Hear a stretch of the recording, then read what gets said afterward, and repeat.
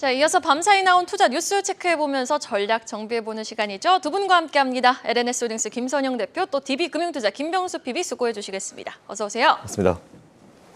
주요 투자 뉴스 바로 화면을 통해 만나보시죠. 코오롱 글로벌이 수입차 사업을 담당할 코오롱 모빌리티 그룹을 신설합니다. 코오롱 글로벌은 이사회에서 건설 상사 부문의 코오롱 글로벌과 자동차 부문 신설 회사 코오롱 모빌리티 그룹을 인적 분할하기로 의결했다고 밝혔습니다. 포스코 인터내셔널과 포스코 에너지가 액화 천연가스 사업 경쟁력 강화를 위해 합병을 추진합니다.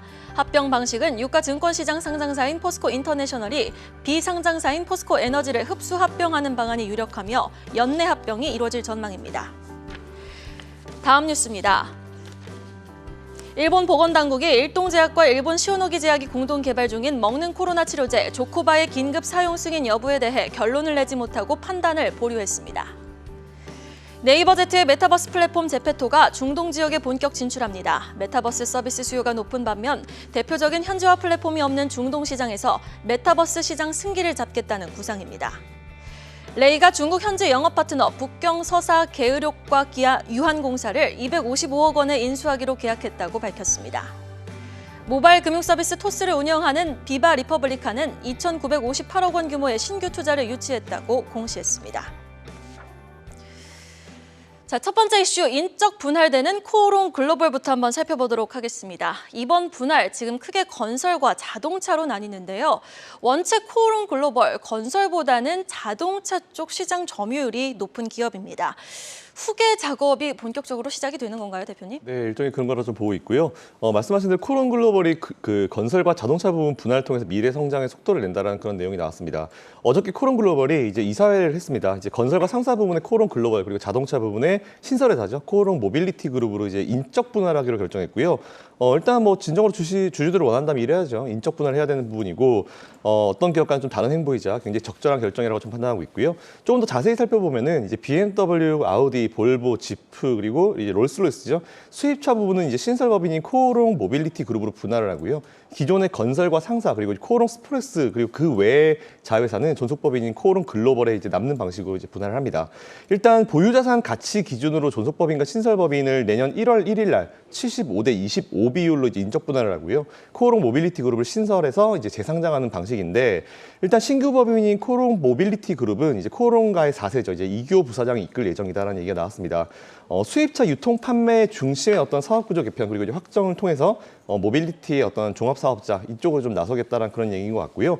코오롱 글로벌의 자동차 부분은 2012년부터 올해까지 연평균 12% 이상 성장을 하면서요. 안정적인 캐시카우 역할을 해왔고 분할 이후에도 이제 실적을 베이스로 이제 중장기적 성장을 도모하겠다라는 그런 내용들을 얘기했습니다. 존속법인인 코오롱 글로벌 같은 경우도 이번에 분할을 통해서 이제 투자 효율성을 올릴 수 있는 계기로 삼겠다라는 내용을 발표를 했고요. 분할 이후에도 효율성 극대화 그리고 이제 맞춤형으로 성장 전략을 짜면서 주주들과 이익을 계속 공유해 나가겠다라는 이런 내용을 발표했습니다. 이래서 이제 코오롱 관련 기업들 한번 관심을 좀 가져보시고 공부나 한번 해보실 필요가 있을 것 같습니다. 네, 코오롱 그룹도 공부해볼 필요가 있다라고 말씀해 주셨는데 어제 이 같은 합병 소식에 인적 분할 소식에 지금 장중 코오롱 글로벌이 13% 급등을 했고 상승폭을 잘 마감까지 유지하는 모습이었습니다. 사실 이번 인적 분할 이슈가 아니더라도 코오롱은 코오롱 인더의 수소 연료 전지 또 코오롱 글로벌의 그린 수소 생산 등 친환경에 굉장히 진심인 그룹이거든요. 현재 시점에서 그룹주들 종목별 매력도를 한번 점검해 볼까요? 어떻게 보면 코오롱 글로벌은 이제 건설 부문하고 자동차 부문이 따로 있었습니다. 자동차를 만들거나 그런 건 아니고요. 수입차를 유통하는 업체라고 생각하시면 좋을 것 같습니다. 여기서 카카오 모빌리티라는 이름으로 이제 지프라든지 BMW를 포함한 롤스로이스까지도 수입차 부문을 신설하는 이제 인적 분할이 나오게 됐는데 말씀하신 대로 코오롱 쪽에서는 이제 자동차 그리고 수소 쪽 자동차 특히 관심이 많습니다.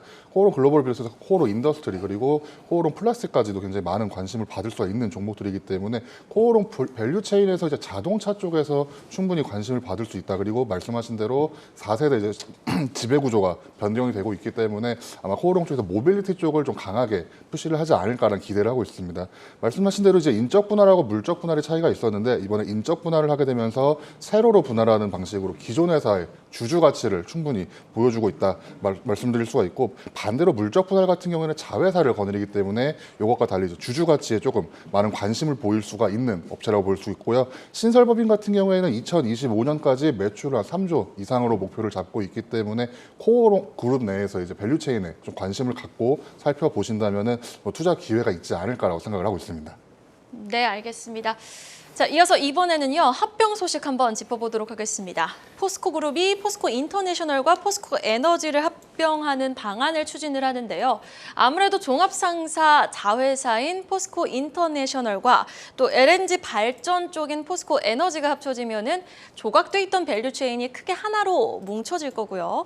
또 규모의 경제까지 꾀할 수 있는 건데 호재로 볼 수 있는 거죠, 대표님? 네, 사실 요걸 갖다 좀 재밌게 표현하면 한 1시간 정도 할 수 있는 주제인 것 같은데요. 우리가 좀 네. 짧게 좀 살펴보게 되면은 포스코 그룹이 이제 포스코 인터내셔널 그리고 이제 포스코 에너지를 합병한다는 그런 소식이 들려오고 있는데, 당연히 방식은 이제 상장사가 이제 포스코 인터내셔널이니까 포스코 인터내셔널이 비상장사인 포스코 에너지를 흡수 합병하는 방식으로 할 것 같습니다. 일단 이번 합병을 통해서 결국 그룹 내 이제 LNG 사업 부분을 이제 밸류체인을 일어나겠다는 그런 얘기인 것 같은데, 그리고 앵커님 말씀하신 대로 규모 경제를 노리는 어떤 포석으로 삼겠다는 그런 의도인 것 같습니다. 일단 두 기업 간에 합병할 때 사실 가장 큰 문제가 뭐냐면은 역시 주주들에게 합병 승인을 받는 건데, 일단은 11월에 임시주총이 예상이 됩니다. 그리고 두 기업 간의 기업 가치 평가를 하게 되고 이제 합병 비율에 대해서 보통 고민을 많이 하게 되는데, 만약 비상장사인 포스코 에너지의 기업 가치가 과대평가가 되고 그리고 포스코 인터내셔널의 어떤 기업 가치가 과소평가가 되게 되면은 인터내셔널의 소액 주주들 반발 굉장히 있을 겁니다.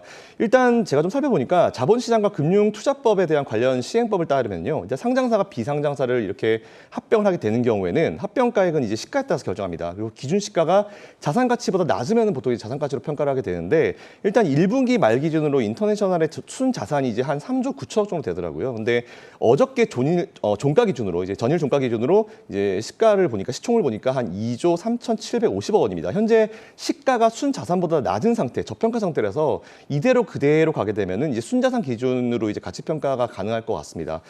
근데 문제가 뭐냐면 이제 포스코 홀딩스의 주주들과의 또 어떤 이해관계가 또 있을 것 같은데, 인터내셔널이 만약 과대평가가 되게 되면은 이제 홀딩스 지분이 좀 희석되는 효과가 좀 분명히 있는 것 같아요. 이에 따라서 앞으로 이 부분을 어떻게 해결해 나갈지 모르겠고, 이번에 보니까 이 가치 평가를 이제 3.1회계법인, 우리나라에서 제일 큰 회계법인이죠, 거기서 맡은 것 같아요. 그래서 이 부분을 어떻게 3.1회계법인이 잘 해결할지에 대한 부분을 좀 지켜보면서 이 관련 기업들 한번 투자를 좀 이어가 보시면 좋을 것 같다라는 의견 드리겠습니다. 네, 포스코홀딩스 지분 희석 얘기를 해주셨는데 사실 지금도 포스코홀딩스 주가를 보면 참 심란합니다.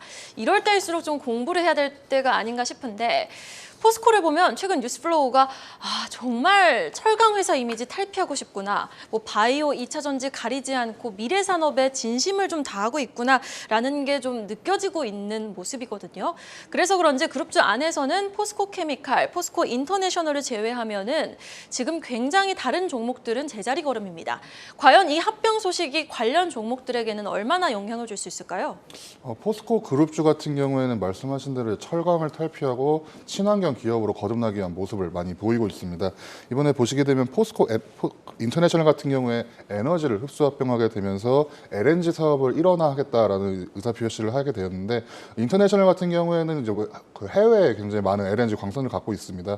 이걸 이제 에너지를 활용해서 일원화를 해서 더 규모의 경제를 갖추겠다라는 이야기를 하고 있는데, 대표님께서 말씀하신 대로 소액주주 반발 우려가 있을 수 있습니다. 일전에 동원산업과 동원엔터프라이즈도 합병 당시에 기업가치 산정 논란이 있었기 때문에 이 문제를 잘만 해결할 수 있다면 말씀하신 대로 LNG 쪽에서 규모의 경제를 충분히 가능하게 할 수 있다라고 말씀을 드려보고 싶고, 특히 LNG가 지금 많은 관심을 받고 있습니다. 뭐 러시아 사태 이후에도 LNG 친환경 에너지 쪽으로 많은 관심을 받고 있기 때문에 과연 LNG 쪽에서 또 찾아볼 만한 포스코 그룹주를 제외하고라도 LNG 쪽에서 수혜를 받을 수 있는 업종을 좀 찾아볼 수 있을 것 같은데, 세아제강 쪽을 좀 재밌게 보고 있었습니다. 세아제강 같은 경우에는 고유가와의 고환율까지도 수혜를 받고 있는 건데, 간단하게 말씀을 드린다면 환율이 올라졌을 때도 2분기 내 고환율이 보이게 되면서 강관 수출 수익률이 굉장히 높아질 거다, 20% 이상에 근접할 것이다 라는 기사가 나오게 됐습니다. 특히 LNG 수출을 하게 될 때 LNG 터미널에서 파이프라인을 만들게 됩니다.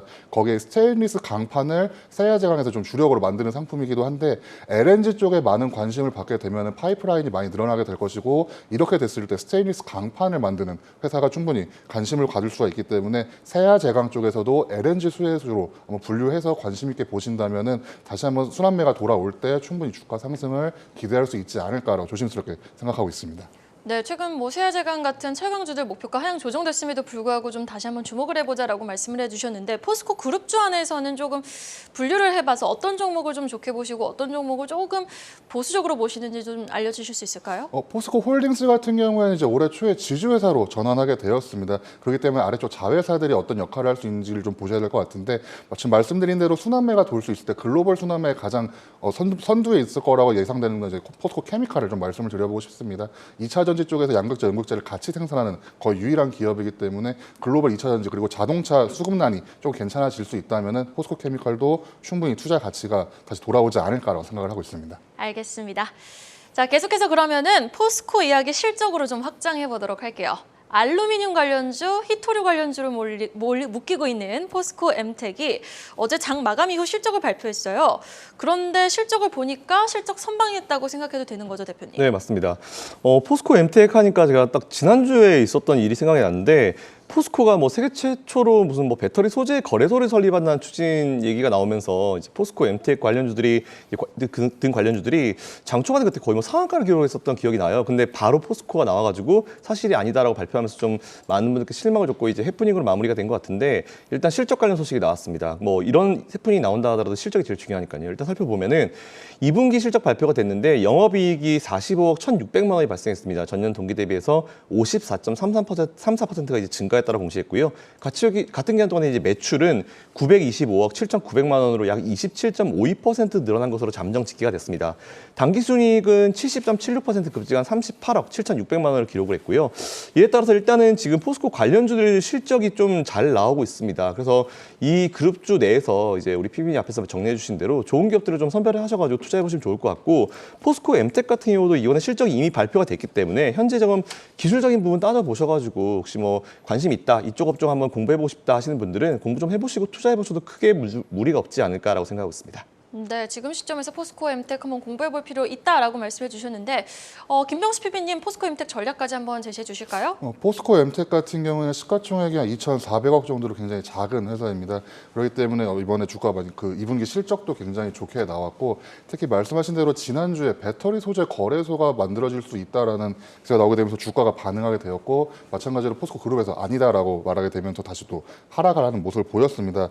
요 전에 한 번 더 말씀드리면 엑슨모빌하고 고망강간이라는 이제 그 금속이죠. 납품 공시를 한 적이 있었습니다. 이때도 수혜주로 분류되게 되면서 주가 상승을 강하게 이끈 적이 있었는데 다시 한번 LNG로 돌아가서 말씀을 드린다면 LNG 운반선에도 이게 들어가게 됩니다. 그런데 이제 대우조선해양이 이번에 포스코와 함께 협력 10년 동안의 공동 연구 끝에 세계 최초로 고망간강이라고 하는 친환경 연료 추진선에 기자재를 액화 천연가스죠.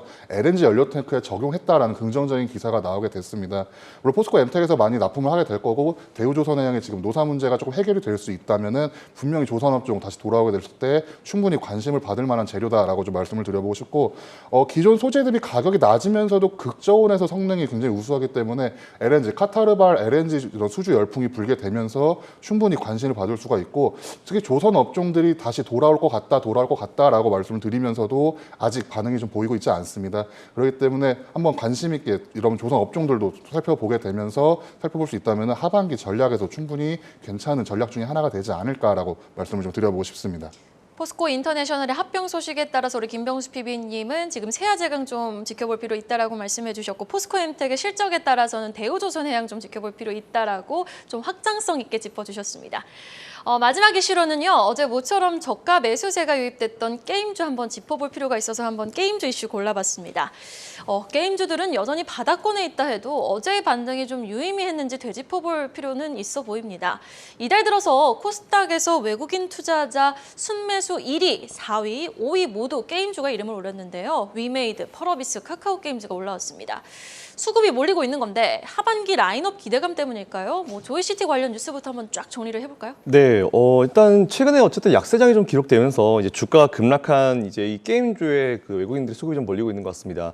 게임주 하니까 제가 예전에 한 10년 전쯤인가 그때 이제 컴투스라는 기업을 투자할 때가 기억이 나는데요. 그때 당시에도 사실은 컴투스가 굉장히 좋은 기업이었는데도 불구하고 이제 신작이 안 나오면서 주가가 참 어려운 시간을 겪었었는데 그 이후에 한 1년 정도 제가 가지고 있었던 걸로 기억하는데 주가는 거의 한 10배 이상 증가했었던 그런 기억이 납니다. 하여튼 어쨌든 게임주 같은 경우는 사실 시장에서 관심이 멀어졌을 때 좀 투자를 해보는 게 좋을 것 같다. 그리고 사이트를 좀 길게 가져가시는 게 좋을 것 같다. 결국은 이제 발표되는 게임들이 어떤 퀄리티를 만들어내냐에 따라서 수급이나 실적들이 완전 갈라지는데 일단 제가 봤을 때는 어제 들어온 그 수급 그리고 이제 7월 1일부터 7월 20일 날 외국인들이 집중 매수한 부분은 낙폭과대에 대해서 일단 매수하고 보자라는 그런 심리가 좀 강하게 작용한 것 같습니다. 그렇다 하더라도 일단 어쨌든 중요한 건 실적입니다. 게임주들은 실적을 이제 새로 게임을 내면서 그에 따른 어떤 실적을 베이스로 대고 주가가 항상 올라왔기 때문에 일단 외국인들은 지금 낙폭과 과대가 됐으니까 이제 신작 게임들이 나올 때가 되었으니까 사이클이 돌아왔으니까 일단 좀 매수 한번 해보자라는 그런 의미로 들어온 것 같고요. 그에 따라서 우리 개인 투자자분들 좀 많이 물려 계시고 힘든 시간을 겪고 계실 텐데 일단 뭔가 지금 턴어라운드 할 수 있는 시작점이 왔다라는 어떤 신호로 체크해 보시면 될 것 같아요. 이에 따라서 관련주들 가지고 계신 분들 한번 계속 좀 더 힘을 내셨으면 좋겠고요. 그리고 혹시나 이제 한번 들어가 봐야지라고 생각 드시는 분들은 이거 한번 체크하셔가지고 괜찮은 종목 한번 투자해 보셔도 나쁘지 않겠다라는 의견 드리겠습니다. 네, 이렇게 좀 기대가 멀어져 있을 때, 좀 소외되어 있을 때 주목해볼 필요가 있다라고 말씀해 주셨는데 사실 게임주는 금리 인상기에 어쩔 수 없이 큰 폭의 상승은 기대하기 힘들지 않나라고 생각하시는 분들도 있을 것 같거든요. 게임주에 대한 전략 좀 한번 챙겨가 보죠, 김병수 PB님. 게임주 같은 경우에는 지난해 기억 다 나실 겁니다. NFT와 P2E가 나오게 되면서 많은 인기를 끌었는데요. 코로나19 수혜주 중에 하나였습니다. 코로나19에서 다른 업종들이 안 좋을 때 게임주가 좀 선방을 하게 되었는데 KRS 게임 K 지수가 이제 1,500선에서 7월 들어 한 700대까지도 빠졌어요. 거의 반토막 나 있는 수준이다라고 좀 말씀을 드려보고 싶은데 결국에 말씀하신 대로 이제 미디어 쪽 그리고 엔터 그리고 게임 업종 쪽에서는 과연 어떤 신작이 나오는가에 따라서 좀 많은 관심이 필요하다라고 좀 말씀을 드려보고 싶습니다. 하반기에는 신작 출시가 준비 중인 게임 업종들이 굉장히 많기 때문에 관심 있게 보시면 좋을 것 같고 특히 좀 작은 종목이긴 하지만 네오이즈를 좀 관심 있게 보실 필요가 있다고 좀 말씀을 드려보고 싶습니다. 네오이즈 같은 경우에도 이제 뭐 신작 피해 거짓이 이제 그 하반기에 나올 전망이 되었고 2023년 초에 서비스를 시작할 전망이다라고 기사가 함께 나오게 됐습니다. 특히 주당 순이익 이제 EPS라든지 PER 같은 게 재평가가 필요할 정도로 주가가 낮은 상태이기 때문에 한번 살펴보시면은 충분히 좋을 것 같고 특히 넷마블 비롯해서 크래프톤도 그리고 모든 거의 대부분의 게임 업종들이 하반기 신작을 준비하고 있기 때문에 게임주 한번 관심 있게 보실 수 있는 시점이지 않을까라고 좀 말씀을 드려보고 싶습니다. 네, 하반기 무기가 있는 게임주들 지금 좀 주목해볼 필요가 있어 보이네요. 자, 전략 들어보도록 하겠습니다. 먼저 김선영 대표님. 네, 환율. 지금 환율이 제일 중요한 것 같습니다. 근데 이번에 옐런 의장 와서 사실은 옐런 재무장관 와서 별거 없었죠. 일단 환율이 가장 중요한 것 같고 오늘 유럽 중앙은행에서 이제 또 회의를 합니다. 과연 또 어떻게 환율이 풀릴지 좀 지켜봐야 될 부분인 것 같고요. 환율에 대한 건 사실은 예측하기 정말 어렵지만 정말 우리가 예측하기 어려울 정도로 급변하는 환율이기 때문에 일단 지금은 환율에 대한 부분이 맥스에 온 건 사실인 것 같습니다. 이에 따라서 이제 지금은 그대로 투자를 이어가시면 좋을 것 같다는 말씀드리고요. 조금 시간이 걸린다 하더라도 힘을 내셨으면 좋겠습니다. 네, 알겠습니다. 환율 좀 오늘 주목해서 봐야 될 필요가 있을 것 같고 김병수 PB님 오늘 또 일동제약 이슈 있지 않았습니까? 바이오주도 좀 주목해서 볼 필요가 있을 것 같은데 전반적인 전략 짚어주시죠. 네, 바이오 이슈가 분명히 있었습니다. 하지만 이제 다음 주에 다시 또 FOMC가 또 열립니다. FOMC 열리고 한국은행 금리 인상 열리고 정신 차려보면 또 다시 금리 인상 시기가 다시 돌아오기 때문에 다음 주 FOMC까지는 아직은 바닥을 확인할 시간이지 않을까라고 좀 생각을 하고 있습니다. 네, 알겠습니다. 두 분의 전략 들어봤고요. 목요일 국내 투자 뉴스와 전략 LNS홀딩스 김선영 대표 또 DB금융투자 김병수 PB와 함께해봤습니다. 오늘 말씀 고맙습니다.